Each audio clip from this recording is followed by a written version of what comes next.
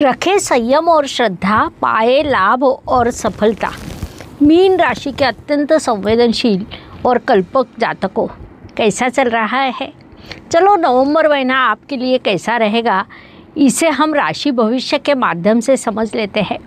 तैयार रहे, क्योंकि ये महीना भावनाओं से समृद्ध, थोड़ा सा रोमांचक, लेकिन अंत में फलदायी। आप संवेदनशील हैं, आप में सहानुभूति होती है, संवेदनशीलता भी होती है, आप लोगों को प्रेरित करते हैं। संकट काल में शांत रहते हैं, कल्पकता के बल पर आप नए मार्ग खोजते हैं। उस अनुसार इस महीने भी कल्पना करें, कृति करें, धैर्य रखें, जिस पर विश्वास करते हैं उस पर परिश्रम करें, आपको फल मिलने वाले हैं। नमस्कार, मैं एस्ट्रो गुरु माँ डॉक्टर ज्योति जोशी आप सभी ज्योतिष प्रेमियों का हार्दिक स्वागत करती हूँ। हम नवंबर 2025 महीने के राशि भविष्य को समझ रहे हैं। आज हम मीन राशि के जातकों के लिए ये महीना कैसा रहेगा, इस पर वार्तालाप करेंगे। विभिन्न दृष्टिकोण से इस महीने के ग्रह स्थिति का शास्त्रोक्त विश्लेषण करने वाले हैं। साथ ही वीडियो के अंत में इस महीने करने वाले विशेष उपाय भी बताने वाली हूँ, इसीलिए वीडियो अंत तक देखें।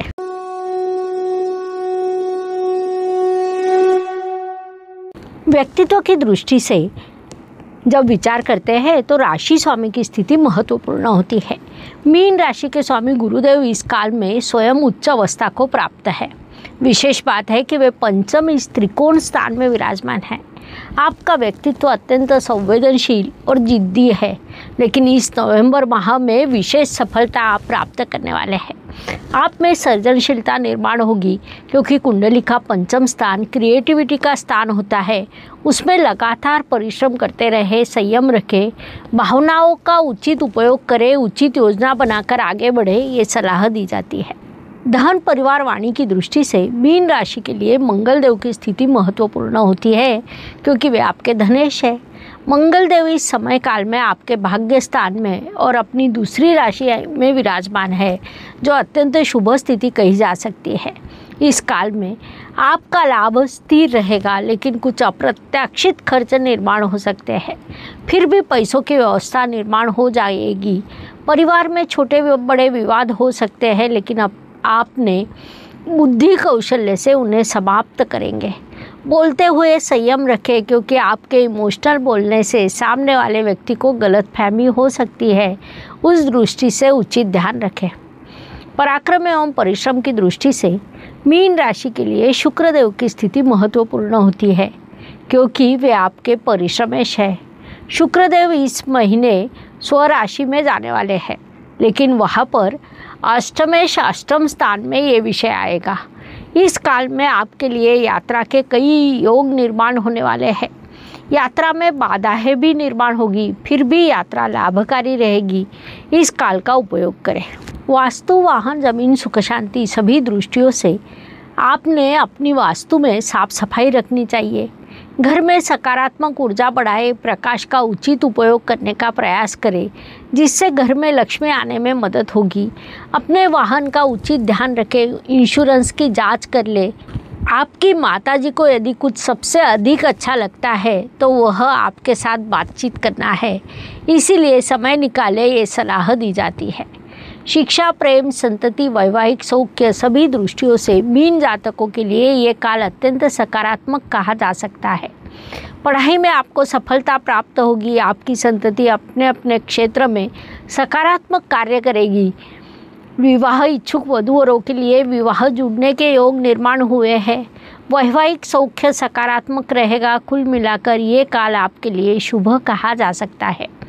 विद्यार्थियों ने अधिक परिश्रम करने चाहिए, उससे आपकी उन्नति होगी। संक्षेप में सभी दृष्टियों से ये काल आपके लिए शुभ एवं सकारात्मक है। इस काल का सदुपयोग करें। स्वास्थ्य, कर्ज, प्रतिस्पर्धी, शत्रुओं की दृष्टि से मीन जातकों ने पीठ दर्द, पेट दर्द में ध्यान देना चाहिए।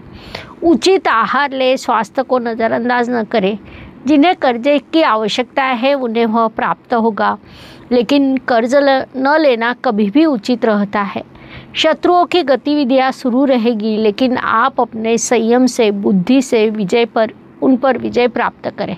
नौकरी एवं व्यवसाय की दृष्टि से जो मीन जातक नौकरी कर रहे हैं उन पर जिम्मेदारियों का बोझ बढ़ने वाला है। यह आवश्यक नहीं कि उस तुलना में आर्थिक लाभ प्राप्त हो, लेकिन काम से आपको समाधान भरपूर मिलने वाला है। व्यावसायिक जातकों की दृष्टि से ये महीना आपके लिए लाभ का कहा जा सकता है। काम की उचित योजना बनाए, उचित प्लानिंग करें, उससे आपको बड़ा लाभ प्राप्त होगा। इस काल का उपयोग करें। ज्येष्ठ नागरिकों की दृष्टि से शांत बैठकर केवल आराम करें, ऐसा आपको इस महीने आपकी मानसिकता रहेगी। रिश्तेदारों के यहाँ हमने मिलने के लिए जाना चाहिए, ऐसी जिनकी इच्छा है उन्होंने अवश्य जाना चाहिए, उससे आपको आनंद की प्राप्ति होगी। भाग्य एवं शुभ संकेत की दृष्टि से मीन राशि के लिए इस महीने कई शुभ संकेत निर्माण हुए हैं। उसमें मुख्य रूप से आपके राशि स्वामी गुरुदेव पंचम स्थान में जाकर उच्च अवस्था को प्राप्त हुए हैं। भाग्येश भाग्य स्थान में विराजमान है। विशेष बात है कि आपके लिए कारक रविदेव भी महीने के दूसरे पखवाड़े में आपके भाग्य स्थान में जाने वाले हैं।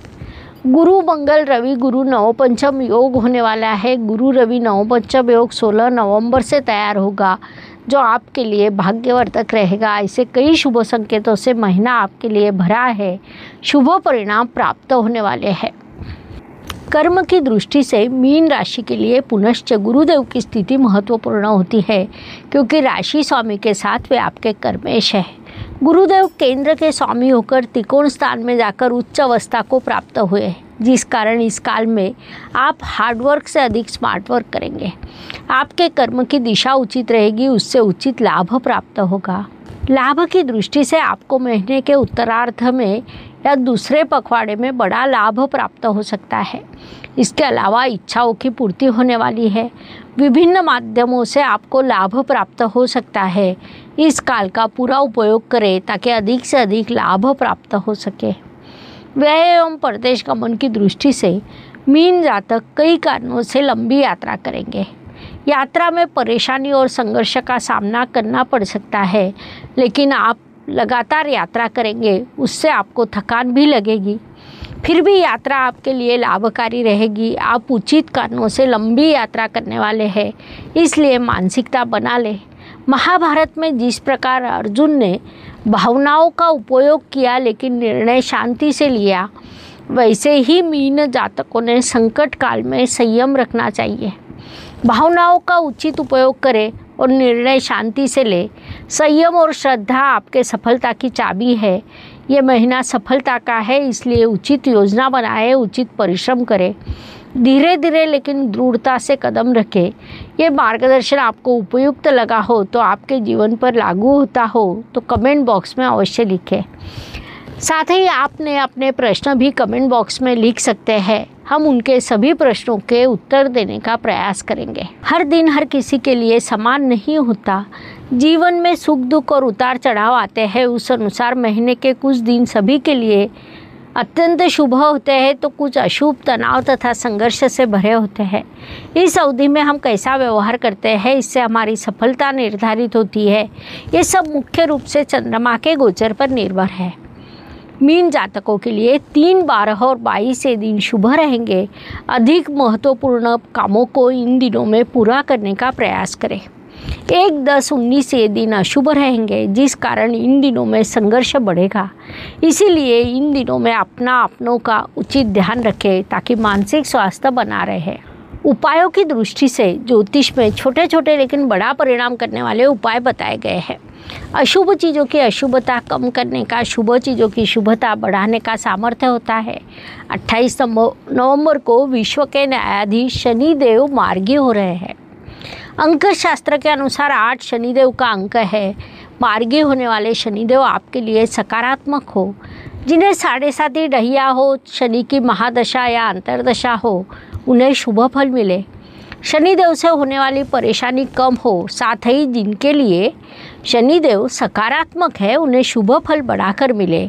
इसलिए राशि के अनुसार 8 मंत्र दे रही हूँ।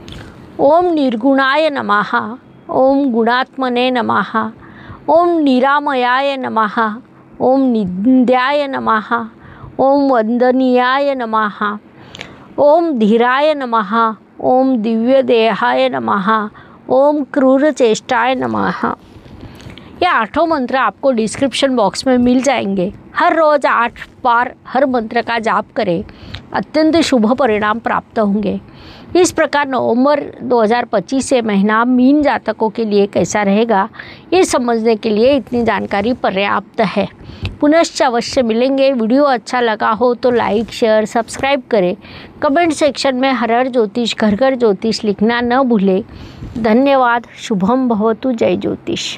ज्योतिष का अध्ययन तथा शास्त्र की शास्त्रीय तरीके से पढ़ाई करने के लिए मेरी 2 किताबें प्रकाशित हो चुकी है, उनका अवश्य लाभ लीजिए। Please like, share and subscribe the channel. और हाँ, बेल आइकॉन दबाना ना भूलें। धन्यवाद।